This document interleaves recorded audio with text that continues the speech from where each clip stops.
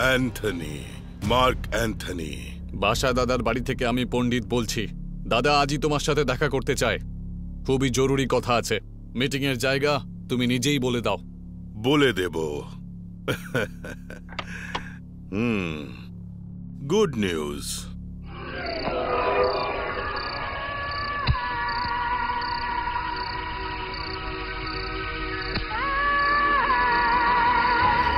Radheshyam sir, তোমার ছেলে এলো না কেন? ও ভয় পেয়ে গেছে নাকি? ও ভয় পায় না, ওকে আজ অব্দি আমি ভয় পেতে দেখিনি। তাহলে এলো না কেন? ও আসবে, ও বলে না, যা বলে সেটা করে। ও এসে গেছে।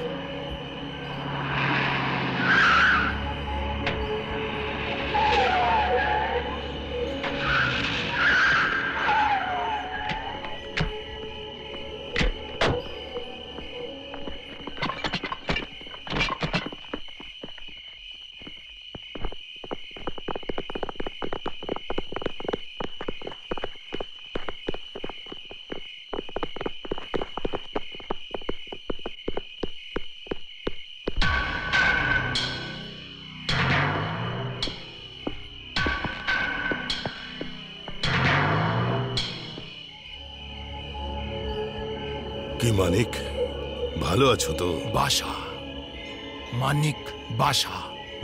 ইয়েস ইয়েস, মানিক বাসা। কি ব্যাপার ব্রাদার, আমার সাথে কিছু কথা আছে বলেছিলে? কোনো সাহায্য চাই নাকি? বলো, আমি নিশ্চয়ই হেল্প করব। আমাদের রাধেশ্যামের ছেলে তুমি, বলো। এই এই এই, এটা আমার আর তোর লড়াই, এই বাসা আর অ্যান্থনির লড়াই। এতে হয় আমি মরবো, নয়তো তুই মরবি। কথাটা মনে রাখবি, এটা আমার কথা।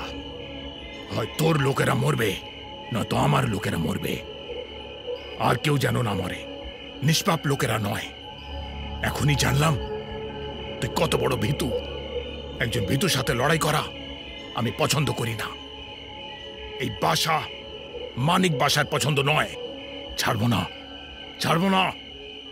মাত্র 7 দিনেই তোর গল্প শেষ। এই, কার সাথে কথা বলছিস জানিস? আমি জানি, একজন অপদার্থকে সত্যি কথা বলছি। এই, আহা হা হা, বয়সটা কম।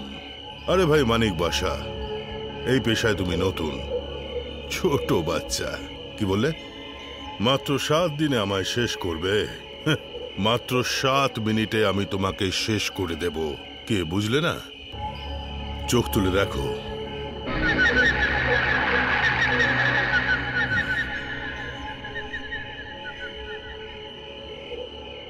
একটু ওদিকেও দেখো।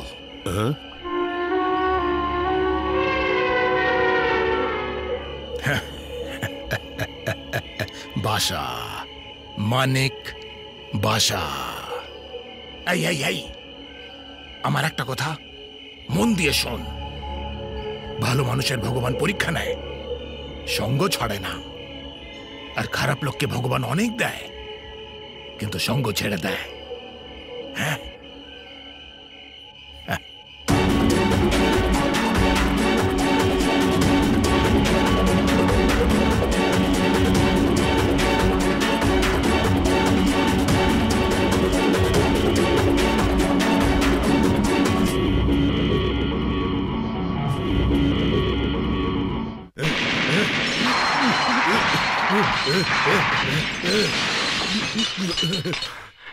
রাধেশ্যাম, আমি যদি সেদিন তোমার ছেলেকে মেরে ফেলতাম, তাহলে আজ এই মুম্বাইতে কোনো বাপ কা বেটা দাঁড়াতে পারতো না। ছেলেকে বাঁচাতে চেয়েছিলে না? এখন ওই ছেলেই আমাদের গলার কাটা হয়ে গেছে। মেরে ফেলবো ওকে, মেরে ফেলবো। Sir please, sir please, please please sir, sir please একবার আমাকে সুযোগ দিন, আমি ওকে ঠিক বুঝিয়ে দেবো। Please please sir. ঠিক আছে যাও, কিন্তু এটা ওর জীবনের শেষ সুযোগ। স্যার ওকে বুঝিয়ে দাও। Yes sir. যাও। হ্যাঁ স্যার, যাও। তুমি তো জানো তোমার ছেলের ব্যাপারে, ও যা ঠিক মনে করে তাই করে। আজ অব্দি ওকে ভুল করতে আমরা দুজনে কেউ দেখিনি। তোমার অ্যান্থনির কাছে কাজ করাটা মানিকের প্রথম থেকেই পছন্দ ছিল না। এসব ওর ভাই বোনেরা যাতে জানতে না পারে, তাই ওদের অন্য শহরে হোস্টেলে রেখে নিজের খরচায় ওদের পড়াচ্ছে। কি অবস্থায় মানিক অ্যান্থনির বিরুদ্ধে চলে গেছিল, তুমি তো সবই জানো। যদি ওর জায়গায় তুমি থাকতে তাহলে তুমিও এটাই করতে। আমাদের ছেলে যবে থেকে বাসা হয়েছে তবে থেকে তুমি ওকে ঘরের চৌকাঠে পা রাখতে বারণ করেছ। ওর মনে কতটা কষ্ট হয়েছে বলো তো, সেটা কখনো ভেবেছ? কাল মানিক বাড়িতেই থাকবে তো?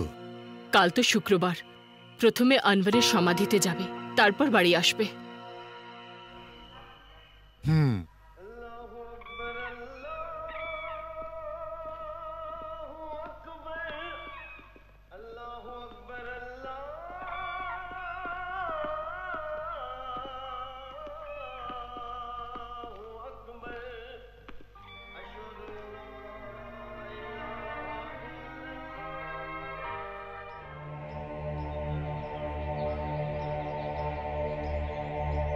আনোয়ার, আমাকে যুদ্ধে একা ছেড়ে তুই নিশ্চিন্তে ঘুমোচ্ছিস, তাই না?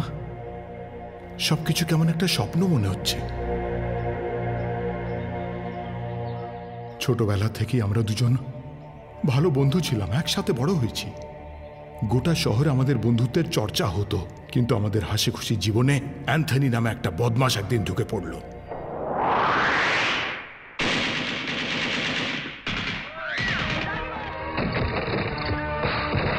ওই শয়তানটা গরিবদের বস্তি খালি করার হুমকি দিয়েছিল।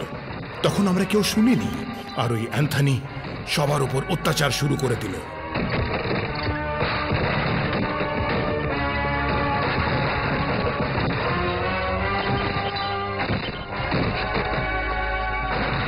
এইসব তুই সহ্য করিসনি, তুই রেগে গেলি, আর আমি তোকে বুঝিয়েছিলাম।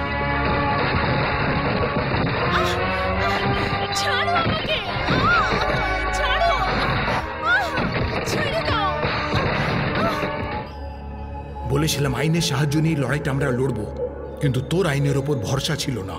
তোর কথা না শুনে আমি থানায় রিপোর্টও করলাম, আর অফিসার সেটা না পড়ে ছিঁড়ে ফেলল। মন্ত্রীর কাছে গিয়েও সাহায্য চাইলাম, কিন্তু সেও কিছু শুনতে চাইল না। সবাই অ্যান্থনির চামচা ছিল, ওরই রাজত্ব ছিল।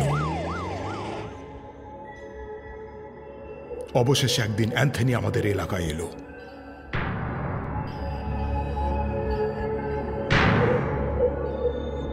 ও সবাইকে তাড়াতাড়ি জায়গাটা খালি করতে বলল। ওর বন্দুক দেখে সবাই ভয় পালিয়ে গেল, কিন্তু আমরা দুজন সাহস হারাইনি, আমরা ওখানেই দাঁড়িয়ে রইলাম। ও তখনই আমাদের গুলি মেরে উড়িয়ে দিত, যদি আমার বাবার পায়ে ধরে আমাদের প্রাণ ভিক্ষা না চাইতো।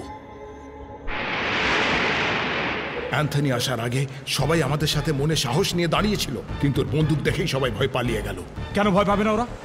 আইন, পুলিশ, গুন্ডা, বদমাস, টাকা পয়সা, সরকারি শক্তি সবকিছু কিনে রেখেছে। যদি অ্যান্থনিকে মারতে হয় তাহলে একটাই রাস্তা আছে।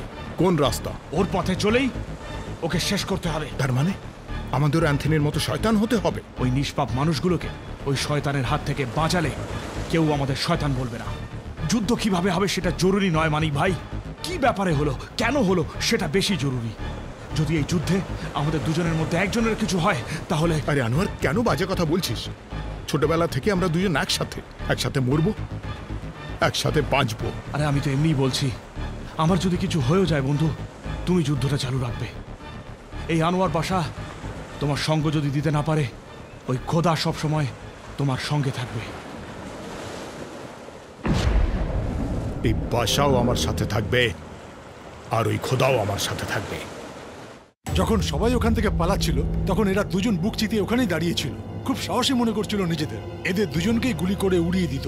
এ তো মানিক আমার ছেলে ভেবে বস ওকে ছেড়ে দিয়েছে। তাহলে আনওয়ার এতক্ষণে তো...